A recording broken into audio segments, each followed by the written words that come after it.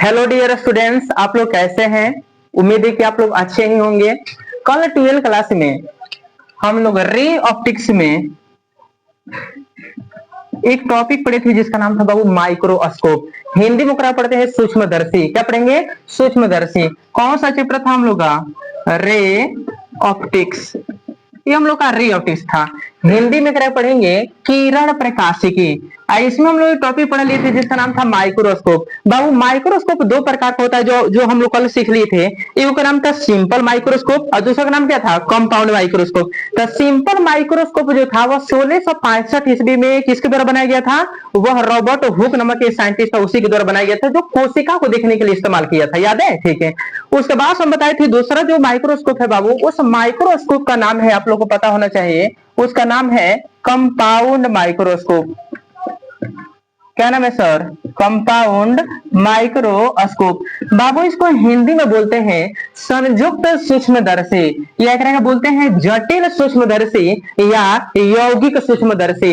ये क्या होता है? जो सरल सूक्ष्मदर्शी होता है ना, वो बहुत छोटे छोटे वस्तु को देखने के लिए ये काम में आता है। लेकिन अगर उससे भी बहुत छोटा वस्तु हो हमारे बॉडी के अंदर, या मान लेते हैं कि ब्रह्मांड में, उन सारी चीजों के वस्तुओं को जो बहुत छोटा हो, जिन सूक्ष्मदर्शी का प्रयोग करके हम जिस सूक्ष्मदर्शी का प्रयोग करके हम छोटे छोटे वस्तुओं को देख पाते हैं, उसको हम सिंपल माइक्रोस्कोप बोलते हैं। क्या बोलते हैं? Simple microscope. लेकिन जिन वस्तुओं को हम सिंपल माइक्रोस्कोप के द्वारा भी नहीं देख पाते हैं, बहुत छोटा कौन होता है, क्योंकि उस समय जो 1665 में रॉबर्ट हुक ने बनाया था, वो सिंपल का नाम था सिंपल माइक्रोस्कोप। लेकिन बहुत छोटा अगर कोई वस्तु तो सिंपल माइक्रोस्कोप द्वारा देखा नहीं जा सकता। इसीलिए उन वस्तुओं को देखने के लिए एक न्यूटन ने फिर से 1666 ईस्वी में एक नया माइक्रोस्कोप बनाता है जिसका नाम क्या है बाबू? कंपाउंड माइक्रोस्कोप है। यह बहुत छोटे वस्तुओं को देखने के लिए सक्षम है। जिस सूक्ष्मदर्शी, देखिएगा, जिन वस्तुओं को हम सरल सूक्ष्मदर्शी से नहीं देख पाते हैं, उन्हीं वस्तुओं को देखने के लिए हम जिस सूक्ष्मदर्शी का प्रयोग करते हैं उसको कंपाउंड माइक्रोस्कोप कहते हैं, या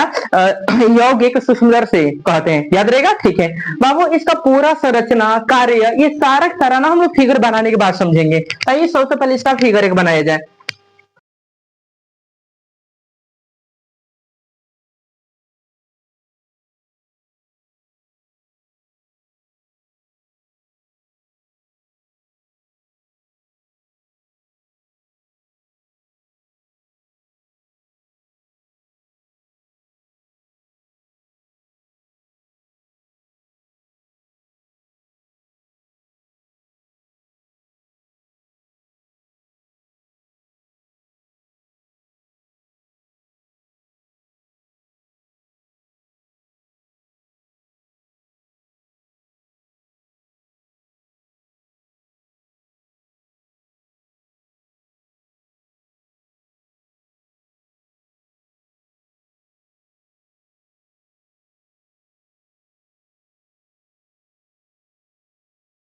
देखिए बाबू, जस्ट हम लोग पढ़े थे कल जिसका नाम था सिंपल माइक्रोस्कोप। क्या पढ़े थे बाबू? Simple microscope. आज हम लोग पढ़ने जा रहे हैं जिसका नाम है कंपाउंड माइक्रोस्कोप। कंपाउंड माइक्रोस्कोप किसे कहते हैं अभी जस्ट हम समझाए थे बाबू। इसमें दो प्रकार के लेंस का यूज किया जाता है, दोनों कॉन्वेक्स लेंस ही होता है। क्योंकि कॉन्वेक्स लेंस का यूज क्यों करते हैं? क्योंकि वास्तविक उल्टा और वस्तु से बड़ा प्रतिबिंब बनाता है। तो बड़ा बनाता है, इसलिए हम लोग इसमें किसी भी माइक्रोस्कोप बनाने के लिए किस लेंस का प्रयोग करेंगे? कॉन्वेक्स लेंस का प्रयोग करेंगे। एक में दो लेंस होता है बाबू, पता है कौन कौन लेंस होता है? ध्यान दीजिएगा। एक मान लीजिए जो वस्तु बहुत छोटी है, जो सूक्ष्मदर्शी में सरल सूक्ष्मदर्शी के द्वारा नहीं हम देख पा रहे हैं, तो उसको देखने के लिए हम कंपाउंड माइक्रोस्कोप का प्रयोग करने जा रहे हैं। एक लेंस होता है, मान लीजिए यहाँ पर कोई वस्तु रख दी, इमेजिन कर लीजिए यहाँ पर प्लेट है, प्लेट है, यहाँ पर कोई वस्तु है। तो एक ना वस्तु के नजदीक वाला लेंस, एक हमारी आंख के नजदीक वाला लेंस। तो इसीलिए इस प्रकार के सूक्ष्मदर्शी में दो प्रकार का लेंस होता है, एक वस्तु के नजदीक वाला जहां पर वस्तु को दिख रहा हो, एक देखिएगा बाबू आंख के नजदीक वाला। और बताइए ना, ये बहुत छोटे छोटे वस्तुओं को देखने के लिए काम हो रहा है ना। तो जब बहुत छोटे छोटे वस्तु है, इतना छोटा कि आंख नहीं दिखाई देता है, तो इसलिए जहां पर वस्तु रखा जाता है वहां पर जो लेंस होगा ना, वह छोटा लेंस होगा, क्योंकि वस्तु ही बहुत छोटी जाविर है। अर्थ में तो इसलिए छोटा छोटा वस्तु है, तो इसलिए यहाँ पर छोटा लेंस यूज किया जाता है। लेकिन उस वस्तु के प्रतिबिंब को बारका करके देखना है, इसलिए आंख के पास में जो लेंस होगा वह बारका जाविर होगा। कौन सी होगा? बारका जाविर। लेकिन जो वस्तु के नजदीक होगा वह क्या होगा? छोटा होगा। क्यों? क्योंकि छोटी जाविर वस्तु है, और छोटी जाविर, इतना छोटी जाविर वस्तु है, बारका जाविर लेंस से लगा दीजिए तो क्या फायदा का फायदा छोटी जब लेंस लगा दी ताकि ओकरा के देखना ही तो है, ओकरा खाली उसमें देखना है, लेकिन प्रतिबिंब तो इस लेंस पर बनेगा जो हमारे आंख के नजदीक है। तो इसीलिए बाबू याद रखिएगा, जो लेंस वस्तु के नजदीक होता है ओकरा को हम बोलते हैं, उसको हम लोग बोलते हैं वस्तु लेंस। क्या बोलेंगे बाबू? वस्तु लेंस। इंग्लिश में एकरा का बोलते हैं ऑब्जेक्टिव लेंस। क्या पढ़ेंगे बाबू? Objective lens. यह हमारा हो गया बाबू ऑब्जेक्टिव, OBJECTIVE, ऑब्जेक्टिव लेंस। बाबू यहाँ पर एक हम वस्तु रख दिए, इमेजिन करिए यहाँ पर एक वस्तु रख दी है, यह उत्तल लेंस है, इसकी लंबाई को हम LL डैश ले लेते हैं, यह भी एक उत्तल लेंस है, यह LL डैश होता है। यह वस्तु है बाबू, इसका नाम हम A, इसका नाम क्या रख देते हैं? B रख देते हैं। जैसे ही प्रकाश की किरणें यहाँ से टकराएगी और टकराने के बाद अपवर्तित होकर के आप जानते हैं यह मुख्य फोकस एब से होकर के गुजरेगी। कहां से बाबू? मुख्य फोकस एब से। तो इसका प्रतिबिंब जो होता है ना, ये आप लोग जानते हैं यहाँ पर बन जाएगा, और यह जो प्रतिबिंब होगा वास्तविक उल्टा और वस्तु से बड़ा होगा। अब चूंकि इसी वस्तु का ना प्रतिबिंब है यहाँ पर, तो इसीलिए देखिएगा ए बी दिख रहा पलट देंगे तो हो जाएगा ए डैश, यहाँ पर क्या हो जाएगा बाबू? B dash. कोई दिक्कत नहीं हुआ। चलिए आगे देखिए बाबू, जैसे है इस यह लेंस ना, यह लेंस ऑब्जेक्टिव लेंस कहलाएगा। क्यों? क्योंकि यह लेंस ऑब्जेक्ट को देखने का काम कर रहा है। किसको देखने का? ऑब्जेक्ट का। तो जो लेंस, हाँ देखिए ऑब्जेक्टिव, जो लेंस वस्तु के नजदीक होता है या जिस लेंस का प्रयोग वस्तु को देखने के लिए करते हैं उसको हम ऑब्जेक्टिव लेंस बोलेंगे। कौन बोलेंगे? ऑब्जेक्टिव लेंस बोलते हैं। एक तरह के अभिदृश्यक लेंस हिंदी में पढ़ेंगे। क्या पढ़ेंगे? अभिदृश्यक लेंस या वस्तु लेंस बोलेंगे। अब जो लेंस हमारी आंख के नजदीक होगा यहाँ पर हम इसको देखेंगे तो यह हमारी आंख के नजदीक होगा, तो इस लेंस को हम बोलेंगे आईपीस लेंस। क्या पढ़िएगा सर? IPS lens. ये हम लोग का प्यारा सा आंख हो गया। तो ये वाला जो लेंस होगा ना, जो हमारी आंख के नजदीक लगा हुआ होगा, जिसके चलते उस वस्तु के प्रतिबिंब को हम स्पष्ट और साफ साफ देख पाएंगे, बड़ा करके देख पाएंगे। तो आंख के नजदीक जो लेंस का हम लोग प्रयोग करेंगे ओकरा का आईपीएस लेंस कहेंगे। क्या पढ़ेंगे बाबू? IPS lens. यह आई के नजदीक है इसलिए एकरा को हम आईपीएस लेंस कहेंगे। आइए हम लोग का आंख हो गई, मीचिंग करिए, लिख देते हैं कौन बाबू? आई। अब पता है ये लेंस कहाँ है? आंख के नजदीक, इसलिए इस लेंस को आप लोग क्या पढ़िएगा?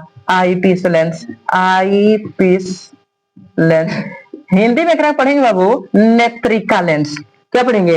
नेत्रिका। नेत्र के नजदीक जो लेंस होगा, इसमें दो लेंस का प्रयोग क्यों करते हैं? एक लेंस वस्तु को देखने काम करता है और दूसरा का लेंस इसी वस्तु के प्रतिबिंब को बड़ा करके दिखाने काम करता है। याद रहेगा, बड़ा लेंस कौन होता है? Eyepiece lens. छोटा लेंस कौन होता है? Objective lens. ऑब्जेक्टिव लेंस कहाँ होता है? वस्तु के नजदीक। आईपीस लेंस कहाँ होता है? आंख के नजदीक। याद रहेगा, दोनों लेंस कौन सा लेंस होता है? उत्तल लेंस। कौन लेंस होता है बाबू? उत्तल लेंस। अब इमेजिंग कर लीजिए, यह ना, यह जो फोकस दूरी है ना बाबू, यह ऑब्जेक्टिव लेंस का है। किसका है? ऑब्जेक्टिव लेंस का। तो ऑब्जेक्टिव लेंस का फोकस दूरी इसलिए कर हम F0 लिखेंगे। F0 का मतलब होता है फोकस ऑफ ऑब्जेक्टिव लेंस। क्या पढ़िएगा? क्या पढ़िएगा? पढ़िए, फोकस ऑफ ऑब्जेक्टिव लेंस। ओ का मतलब यहाँ पर ऑब्जेक्टिव लेंस है। हाई ओ का मतलब क्या होता है बाबू? Optical centre. ओ मतलब ऑप्टिकल सेंटर, हाई ओ मतलब ऑब्जेक्टिव लेंस का फोकस। हाई देखिएगा, एक और ऑप्टिकल सेंटर ओ हो गया। अब देखिएगा इसका जो प्रकाशीय केंद्र होगा, मान लेते हैं इसका प्रकाशीय जो केंद्र होता है बाबू ओ हो गया, तो इसका जो फोकस दूरी होता है बाबू, एक को हम FE लिखेंगे। क्या लिखेंगे? FE। क्या लिखिएगा? FE। क्यों FE लिखिएगा बाबू? क्यों FE लिखिएगा? क्योंकि आईपीस लेंस का फोकस दूरी है। किसका है? आईपीस लेंस का। अब खूब बढ़िया से सुनिएगा बाबू, जब वस्तु को ना, अब देखिएगा ये दो लेंस होता है और दोनों लेंस को ना एक लोहे का रॉड से कनेक्टेड कर दिया जाता है। इस तरह से ये जो आप देख पा रहे हैं, जो मेन एक्सिस का काम कर रहा है, यह लोहे का एक रॉड होता है, जहां में ये दोनों लेंस ना एक दूसरे से कनेक्टेड रहते हैं ताकि ये कभी हिले ना, कभी डोले ना, या मान लेते छोटे भी वस्तु का प्रतिबिंब देखना है, अब बार बार इधर उधर हिलेगा तो गड़बड़ा जाएगा। इसीलिए यह जो होता है ना, इस तरह से लोहे का रॉड होता है और एक से कनेक्टेड होता है ताकि ये लेंस ना आराम से पर टांगाइल रहे और तब जाकर हम उस वस्तु पर को कर ले देख ले। यह जो लेंस होता है ना बाबू, इसको बार बार जो होता है आगे पीछे किया जाता है ताकि यह पूरा तरह से वस्तु के कैप्चर कर ले। वस्तु कौन सी कर ले? कैप्चर। ये पूरा तरह से ऑब्जेक्ट को कैप्चर कर ले और तब जाकर के उसके प्रतिबिंब को हम कौन कर ले? बढ़िया से देख ले। इसीलिए एक तरह के हिलने डुलने से बचाने के लिए, वस्तु के प्रतिबिंब को स्पष्ट रूप से देखने के लिए हम किसका प्रयोग करते हैं? एक रॉड का, जो किसका बना होता है? लोहे का या मेटल का बना होता है, किसी भी धातु का बनाया हुआ हो सकता है। बाबू जैसे ही इस लेंस के नजदीक किसी वस्तु को रखा जाता है तो इसका प्रतिबिंब जो होता है वस्तु का A डैश B डैश बन जाता है। तो हाई ना AB, हाई लेंस के लिए, हाई मतलब ऑब्जेक्टिव लेंस के लिए वस्तु है और इस लेंस के लिए A डैश B डैश प्रतिबिंब है। कौन सी है? प्रतिबिंब। और सुनिएगा, हाई कौन सा लेंस है? उत्तल लेंस। एक तो अपने वस्तु बहुत छोटी है और इसके प्रतिबिंब को उत्तल लेंस से बड़ा बना दिया। महसूस महसूस करिए, ये इतना है, ये इतना बड़ा बना दिया, बड़ा बना दिया ना।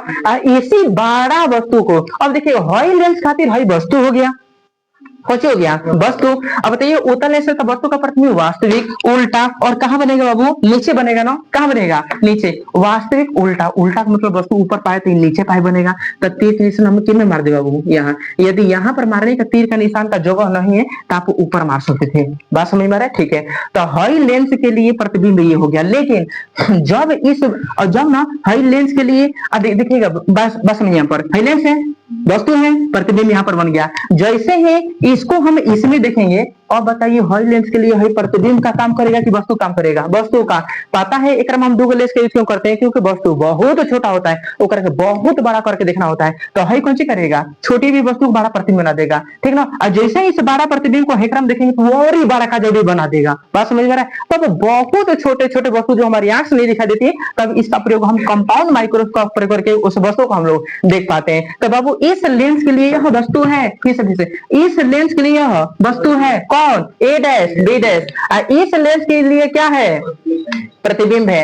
इस लेंस के लिए जब यह वस्तु है, तो जब यह लेंस इस वस्तु को देखेगा तो और ही बड़ा जबरी प्रतिबिंब बनाएगा ना, बड़ा जबरी प्रतिबिंब बनाएगा, क्योंकि वस्तु खुद ही बड़ी हो गई है पहले की तुलना में। अब बड़ा जबरी प्रतिबिंब बनाएगा तो कितना दिमाग लगाया था न्यूटन, बताइए। दो लेंस लगाया, एगो से बड़ा बनाएगा, एगोरी लगा दी, ओकरो से बड़ा बना देगा, एगोरी लगे तो ओकरो से बड़ा बना देगा। हाँ, तो उतना बड़ा भी नहीं देख लेने के छोटे से पार्टिकल वो पहाड़ नहीं दिखावे, मतलब ऐसे देख लेता है कि हम पहचान कर पाए, एक्सपेरिमेंट करें, ओकर गुण अवगुण को हम बढ़िया से जान पाए। तो इसलिए बाबू एक लेंस लगाया गया आंख के नजदीक, जिसको आईपीस लेंस कहा गया। और यह ना पहलका लेंस के द्वारा, मतलब ऑब्जेक्टिव लेंस के द्वारा जो प्रतिबिंब बनता है, यह वस्तु मान करके इसके प्रतिबिंब को बड़ा बना देता है। कैसे बना देता है, बड़ा। अब बड़ा बना देगा तो उसका प्रतिबिंब को हम कौन सी कर पाते हैं, सही देख पाते हैं। यह प्रतिबिंब कैसा होगा, वास्तविक उल्टा तथा वस्तु से छोटा। तो बाबू यहाँ पर बड़ा, वास्तविक उल्टा तथा वस्तु से बड़ा, वास्तविक उल्टा तथा वस्तु से है बड़ा। तो ये देखिएगा, ये बाबू प्रतिबिंब है इसके लिए, लेकिन ये वस्तु का काम कर रहा है। तो जैसे ही एक हम प्रकाश की किरणों को डायरेक्ट से मिलाएंगे, ये रियल नहीं है, कैसे क्या आप डायरेक्ट से मिला सकते हैं।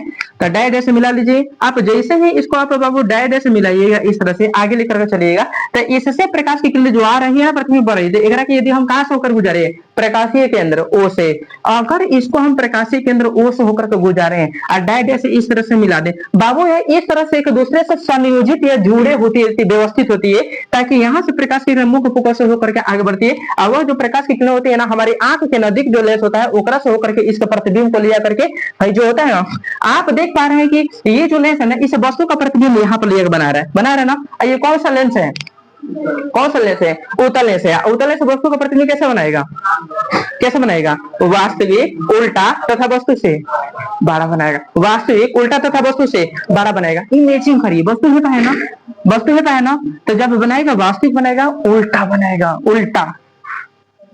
वस्तु तो है एकरा खातिर वस्तु ना है, तो मूड़ी नीचे है तो उल्टा बनाएगा, तो बुला दीजिए, तो मूड़ी एक चल जाएगा ऊपर पा है, कहाँ चल जाएगा बाबू, ऊपर पा है मूड़ी चल जाएगा। अब ये ए डैश बी डैश, तो देखिएगा इस तरह से तरफ पलट गया। तो यहाँ हमको लिखने का मन कर रहा है बाबू ए डबल डैश, और यहाँ पर लिखने का मन कर रहा है बाबू बी डबल डैश। मतलब ये जो वस्तु है इसके लिए इसका प्रतिबिंब जब यहाँ पर बनाएगा, कहाँ पर बनाएगा, वहां पर। जब इसका प्रतिबिंब वहां पर बनाएगा बाबू, जब वहां पर बनाएगा इसका प्रतिबिंब, तो धो करके कौन सी बना देगा, वास्तविक उल्टा तथा वस्तु से बड़ा उल्टा। तो है बताइए, है तरह है खातिर वस्तु है ना, तो एक प्रतिबिंब तरह बना देगा, ऐसे महसूस हो रहा है। तो ये है ए डैश बी डैश, तो एक हम बना देंगे कौन सी हो जाएगा, A double dash B dash. अब तीर का निशान ऊपर पर है, बात समझ में आ गया। अब चलिए थोड़ा हम लोग देखते हैं, जैसे ही एक से हम ना इस वस्तु को देखेंगे तो ये प्रतिबिंब यहाँ पर बनेगा, और इस प्रतिबिंब को ये वस्तु मान करके देखेगा तो इसका प्रतिबिंब जो होता है आईपीस लेंस में बनेगा। कहां पर बनेगा, आईपीस लेंस में। अब याद रखिएगा, भले एक हम डायरेक्ट से मिला करके यहाँ पर बना है, लेकिन याद रखिएगा ये प्रतिबिंब ना 25 सेंटीमीटर दूरी पर ही बनाता है। कितना दूरी पर, 25 सेंटीमीटर दूरी पर। मतलब कि बाबू ओ से बी डबल डैश ना, ये हम लोग ना मैंने फॉर्मूला हम लोग को ड्रॉ करना है इसलिए ऐसा बनाए, लेकिन ये सारा जो होता है एक सूक्ष्मदर्शी के अंदर ही पूरा ये सेट होता है, याद रखिएगा। तो बाबू यहाँ पर ओ और जो बी डबल डैश है ना, एक बीच की दूरी ना डी होगी, कौन सी होगी, डी। डी का मतलब अस्पष्ट दृष्टि की न्यूनतम दूरी पर, अस्पष्ट दृष्टि की न्यूनतम दूरी पर। तो याद रखिएगा O B double dash, O B double dash, ये कितना हो जाएगा डी। डी को हम क्या बोलते हैं सर, माइनस के भी। प्रतिबिंब दूरी। पता है किसके लिए ही प्रतिबिंब का काम कर रहा है? आईपीस लेंस के लिए। अच्छा बाबू, हाई देखिएगा, हाई लेंस के लिए हाई ओ ए डैश प्रतिबिंब दूरी है, यह भी 25 सेंटीमीटर पर बनाता है। कितना सेंटीमीटर पर? 25 सेंटीमीटर पर। ओ से ए क्या है बाबू? वस्तु की दूरी। फिर से ओ से ए क्या है? वस्तु की दूरी। अब वस्तु की दूरी है, ओ से ए जो है वस्तु की दूरी है, एक हम यू से सूचित करते हैं। किससे बाबू? यू से। ये भी नेगेटिव हो जाएगा। क्या हो जाएगा बाबू? नेगेटिव। इतना लाइन समझ में आ गया होगा। समझ में आया? ठीक है, तो हम लोग क्या करेंगे, कंपाउंड माइक्रोस्कोप परिभाषा एक बार शुरू से बोलकर पूरा विस्तार से बोल लेते हैं। एक ऐसा माइक्रोस्कोप जिसका प्रयोग ना बहुत छोटे छोटे वस्तुओं को देखने के लिए किया जाता है, उसको हम कंपाउंड माइक्रोस्कोप कहते हैं। आगे देखिएगा, कंपाउंड माइक्रोस्कोप में दो लेंस का प्रयोग किया गया होता है और दोनों लेंस एक दूसरे से लोहे के रड से एक दूसरे से कनेक्टेड होते हैं। पहले वाला लेंस जो वस्तु के नजदीक होता है उसको ऑब्जेक्टिव लेंस या अभिदृश्यक लेंस बोलते हैं, और वह लेंस जो आंख के नजदीक होता है उसको हम आईपीस लेंस या नेत्रिका लेंस कहते हैं। ऑब्जेक्टिव लेंस वस्तु को देखने का काम करता है, जबकि आईपीस जो लेंस होता है वस्तु के प्रतिबिंब को बड़ा करके बना देता है, जिसके चलते इस प्रतिबिंब को हम लोग सही सही साफ साफ देख पाते हैं। वास्तविक उल्टा और वस्तु से बड़ा प्रतिबिंब बनाता है। जैसे ही वस्तु को लेंस के नजदीक लाया जाता है तब पहला जो लेंस होता है जो ऑब्जेक्टिव लेंस कहलाता है, यह वस्तु का प्रतिबिंब ना ए डैश बी डैश पर बना देता है। फिर से बारका जो लेंस होता है जिसको हम आईपीस लेंस कहते हैं, ए डैश बी डैश जो प्रतिबिंब बनता है इसको यह वस्तु मान करके इसका प्रतिबिंब A double dash B double dash पर बनाता है। यह प्रतिबिंब जो होता है वास्तविक उल्टा तथा वस्तु से बहुत बहुत बड़ा बना देता है, जिसके चलते जो बहुत छोटी छोटी वस्तु थी जिसका प्रयोग जिससे हम लोग सरल सूक्ष्मदर्शी का प्रयोग करके उसको हम नहीं देख पा रहे थे, अब ना हम कंपाउंड माइक्रोस्कोप का प्रयोग करके उन छोटे छोटे वस्तुओं को बहुत बड़ा बड़ा करके आसानी से देख सकते हैं। इस प्रकार से कंपाउंड माइक्रोस्कोप कार्य करता है। याद रहेगा? ठीक है बाबू, इसका सिद्धांत क्या है सुनिएगा। देखिएगा, वस्तु को ना लेंस से जितने नजदीक पर रखिएगा, कल भी बताए थे, वस्तु को लेंस से जितने नजदीक पर रखिएगा, आप जानते हैं सर जी, आप जानते हैं उस वस्तु का प्रतिबिंब उतने स्पष्ट बनेगा, साफ बनेगा, वास्तविक बनेगा, उल्टा बनेगा तथा वस्तु से बड़ा बनेगा। इसीलिए इस सिद्धांत पर आधारित है कि वस्तु को लेंस के काफी नजदीक रखा जाए ताकि उसका प्रतिबिंब लेंस में कैसा बने? वास्तविक, उल्टा तथा वस्तु से बहुत बहुत बड़ा बने। यह इसी सिद्धांत पर आधारित है। याद रहेगा? कार्य कैसे करता है सारा समझाइए दिए। अब हम लोग चलेंगे बाबू, इसकी क्षमता कितना है, मतलब यह किसी भी वस्तु के छोटे छोटे वस्तु के प्रतिबिंब को कितना बड़ा बना सकता है, इसकी क्षमता कैसे निकालेंगे। यह साफ साफ कितना वस्तु प्रतिबिंब आता है, इसके प्रतिबिंब को कितना स्पष्ट रूप से देखा जा सकता है। इसलिए याद रखिएगा, हम लोग एक क्षमता निकाले जाते हैं जिसको हम लोग आवर्धन क्षमता कहते हैं। क्या बोलते हैं बाबू? आवर्धन क्षमता। और आवर्धन क्षमता निकालने के लिए सबसे पहले हम लोग को प्रतिबिंब का दर्शन कोण चाहिए और दूसरा वस्तु का दर्शन कोण चाहिए। तब बाबू है ना वस्तु है, तब वस्तु है तो ये हो गया हम लोग का अल्फा। क्या हो गया बाबू? अल्फा। आप बताइए, है प्रतिबिंब समझने के कोनो लेने देना नहीं है, कोनो लेना देना है का ना, हमारा तो है प्रतिबिंब से मतलब है क्योंकि इसी को हम देख पा रहे हैं। तो ये जो प्रतिबिंब है ना बाबू, ये देखिएगा, ये जो प्रतिबिंब है तो देखिएगा ये वाला जो हिस्सा हो गया ये हो गया बीटा। कौन सा बाबू? बीटा। बीटा का मतलब क्या होता है बाबू? बीटा का मतलब होता है प्रतिबिंब द्वारा बनाया गया दर्शन को। तो हई आंख है, हई लेंस है, तो हई लेंस और आंख में देखिएगा वस्तु का प्रतिबिंब जब जाके बनेगा तो ये बीटा कहलाएगा। कौन सा कहलाएगा? बीटा। अगर अल्फा कोण कहे तो अल्फा कोण वाले का नाम है ए बी ओ। क्या नाम है? A B O. अच्छा, बीटा वाले कोण का नाम देखिएगा सर, यहां से इमेजिंग ये वाला, ये वाला, ये वाला महसूस हो रहा है ना, तो ये वाला हो जाएगा। चलिए हम लोग क्या निकालने चलते हैं बाबू? आवर्धन क्षमता। तो यहाँ पर हम लोग लिख देंगे हियर। क्या लिख दे बाबू? हियर। हियर मतलब, तो चलिए हम यहाँ से बनाने जा रहे हैं बाबू। हियर, हियर मीन्स यहाँ से लिख दीजिएगा वी नो दैट, हम जानते हैं कि। आप क्या जानते हैं? तो आप जानते हैं आवर्धन क्षमता बराबर प्रतिबिंब का दर्शन कोण बटा वस्तु का दर्शन कोण। एक मान लेते हैं समीकरण ए। कोई दिक्कत? आप जानते हैं यह कोण बहुत बहुत छोटा होता है क्योंकि हमारी आंखों में बन रहा होता है और वस्तु ही बहुत छोटा है तो कोण छोटा ही बनेगा, चाहे वह प्रतिबिंब द्वारा कोण बनाया गया हो चाहे वस्तु के द्वारा बनाया गया हो। इसलिए हम अपनी सुविधा के लिए ये जो एंगल है ना बाबू, इसको हम एम बराबर में tan बीटा और बटा क्या लिख सकते हैं बाबू? tan अल्फा लिख सकते हैं। ये बात समझ में आ रहा है? ठीक है, एक हम लेंगे समीकरण ए। बाबू हम tan बीटा निकालेंगे और tan अल्फा निकालेंगे। तो tan बीटा निकालना इमेजिंग करिए, कौन सा ट्रायंगल बन रहा है बता दीजिए एक बार हमको। E double dash B double dash O, यही ना बन रहा है बाबू। तो चलिए हम लोग चलते हैं, यहाँ से लिख देंगे इन ट्रायंगल, बोलिए A double dash B double dash O में क्या निकालना हमको?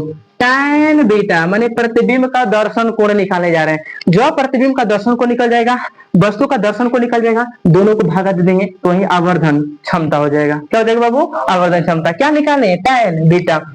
tan थीटा का फॉर्मूला लंब। लंब कौन है बाबू? a double dash b double dash, a double dash b double dash बट्टा लंब बटा आधार। तो यहाँ पर 90 डिग्री बढ़ा है तो 90 का समीकरण हो गया। आधार कौन हो गया सर? b डबल डैश हो। यहाँ पर तो 90 डिग्री में रहा है, 90 के सामने बोले भुजा कर्ण होती है, तो सीधी सी बात है जब लंब हुआ तो ही आधार होगा, है कर्ण होगा। क्लियर? ठीक है। क्या लिख दे sir? B double dash O. तो यहाँ पर लिख देंगे sir B double dash O. अब चलिए हम क्या निकले बाबू? tan alpha. तो यहाँ से लिख देंगे एंड। अब किसमें चले? अल्फा यहाँ पर है, अल्फा इसमें क्या नाम है कर? ए बी ओ बताया ना पहले। तो यहाँ पर लिख देंगे इन ट्रायंगल, बोलिए ए बी ओ। क्या निकालना है हमको? tan alpha. इसको हम पढ़ेंगे tan थीटा। tan थीटा का फॉर्मूला लंब। लंब कौन है बाबू? A B. बट्टा में आधार। आधार कौन है बाबू? ए होते। यहाँ पर क्या डाल दे बताइए? ए।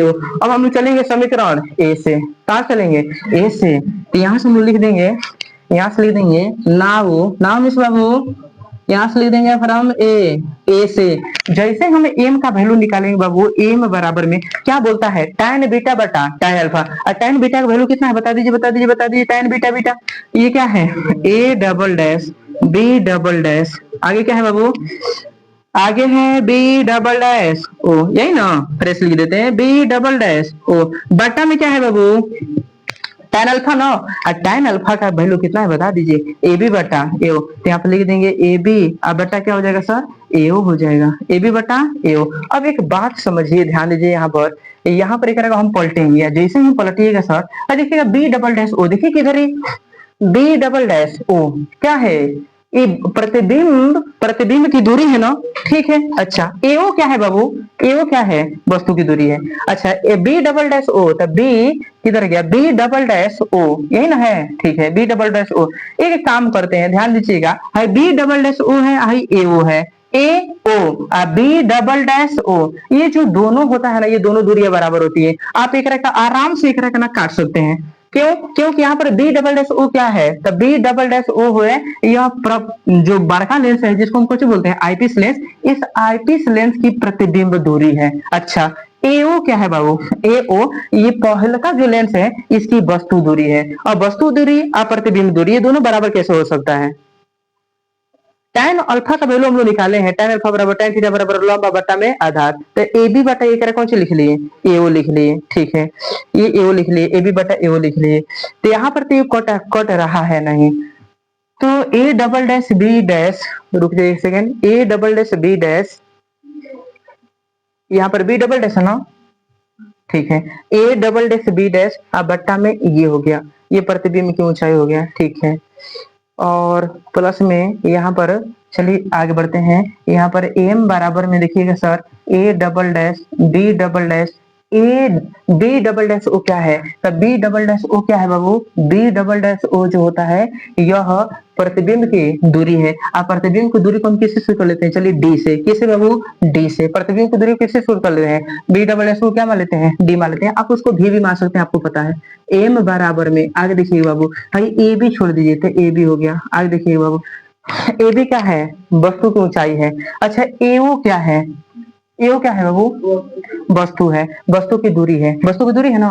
और जब वस्तु की दूरी है तो वस्तु की दूरी को किससे सूचित करेंगे? यू से सूचित करेंगे। यू से। किस देखिए बाबू, अब हम लोग जस्ट पढ़े एम बराबर क्या, हम लोग tan बीटा वैल्यू रख दिए, बटा में क्या रख दिए? tan अल्फा का वैल्यू। जैसे यहाँ पर वैल्यू रख दीजिएगा तो इमेजिंग करिए, महसूस करिए। यहाँ पर देखिए बाबू, या एम बराबर में, या एम बराबर में है, देखिए A double dash B double dash, और देखिएगा बी डबल डैश जो है ना, यह प्रतिबिंब की दूरी है। कौन सी बाबू? अब प्रतिबिंब की जो दूरी होती है ना बाबू, वो 25 सेंटीमीटर पर बनती है। कितना सेंटीमीटर पर? 25 सेंटीमीटर पर। इस दूरी को हम डी मान लिए हैं। कौन सी मान लिए बाबू? डी।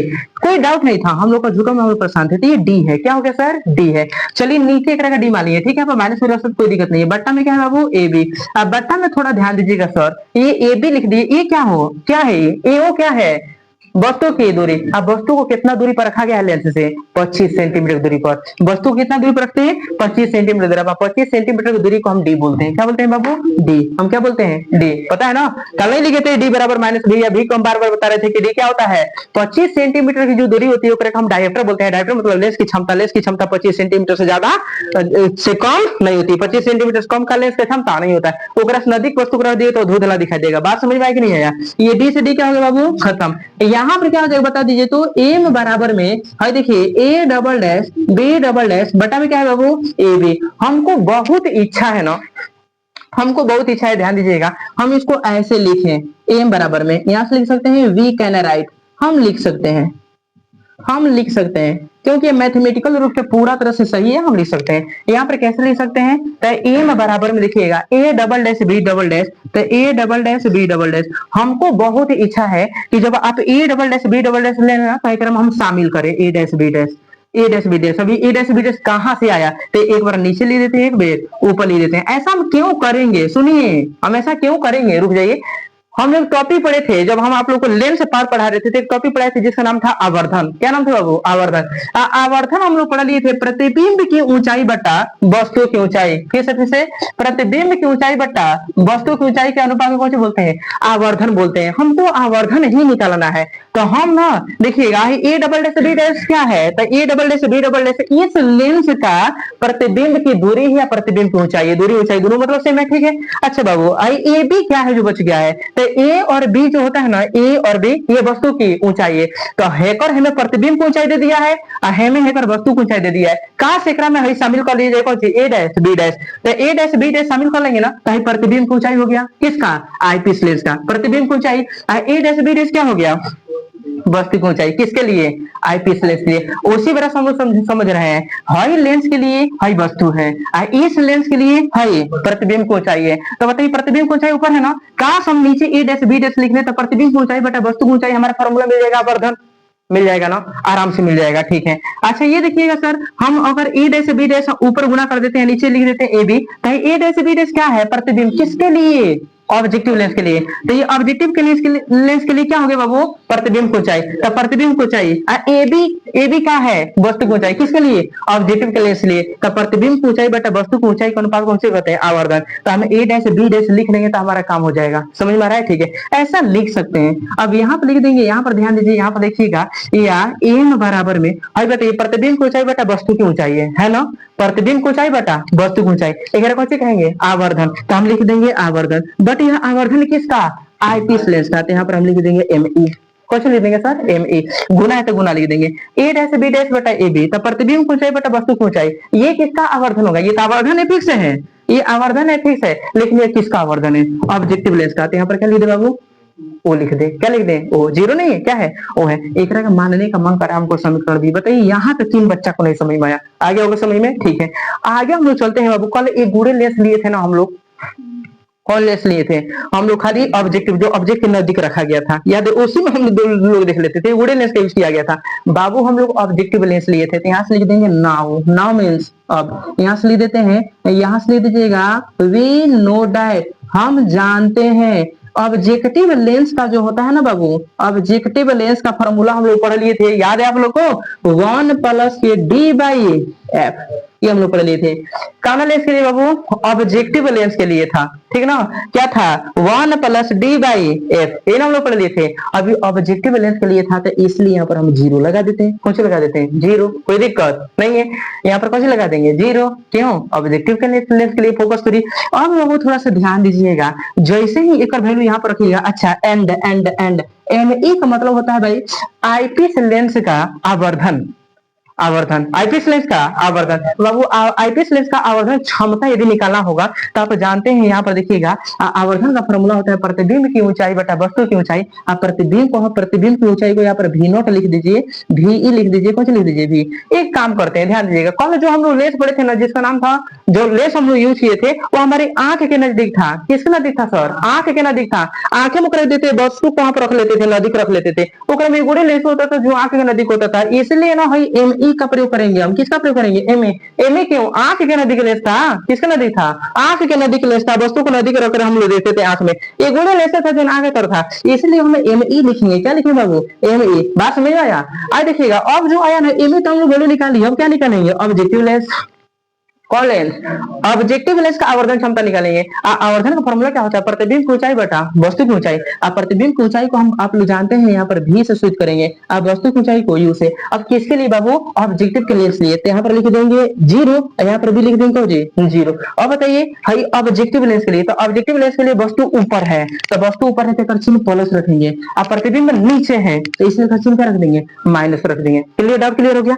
चलिए इसका वैल्यू एग्जैक्ट वैल्यू क्या आ गया बाबू? तो इसका एग्जैक्ट वैल्यू आ गया, इसीलिए एम जीरो बराबर में माइनस के भी नॉट बटा में बाबू यू नॉट। क्या लिखेंगे? माइनस के भी नॉट बट्टा में यूनिट। इन दोनों का वैल्यू हम रख देंगे डी में। कहां पर रख देंगे? क्योंकि हम लोग को ये पता नहीं है, इसी के तो वैल्यू निकाल के इसमें रखेंगे, तो हम चलेंगे फ्रॉम बी। क्या लिखेंगे बाबू? फ्रॉम बी लिख देंगे। और जैसे बी से चलिएगा तो इसीलिए यहाँ पर लिख दीजिएगा एम बराबर में एम ई। एम ई कितना बाबू?